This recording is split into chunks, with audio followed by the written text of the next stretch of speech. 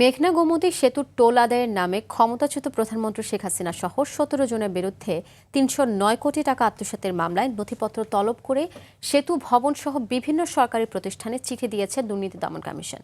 মামলার আসামিদের মধ্যে আছেন সাবেক সড়ক পরিবহন ও সেতুমন্ত্রী ওবায়দুল কাদের, সাবেক মন্ত্রী আমির হোসেন আমু, আনিসুল হক সহ বেশ কয়েকজন মন্ত্রী ও আমলা। ২০২৫ সালের ১২ অক্টোবর মেঘনা গোমতী সেতুর টোল আদায়ের চুক্তিতে অনিয়মের অভিযোগ এনে শেখ হাসিনা সহ ১৭ জনের বিরুদ্ধে মামলা করে দুদক।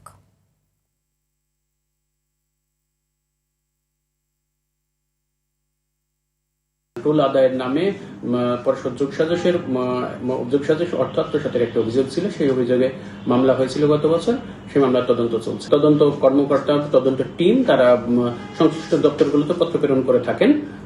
পত্র প্রেরণ পরে সংশ্লিষ্ট দপ্তর থেকে তথ্য প্রাপ্তির সাথে তারা তদন্ত প্রতিবেদন দাখিল করে।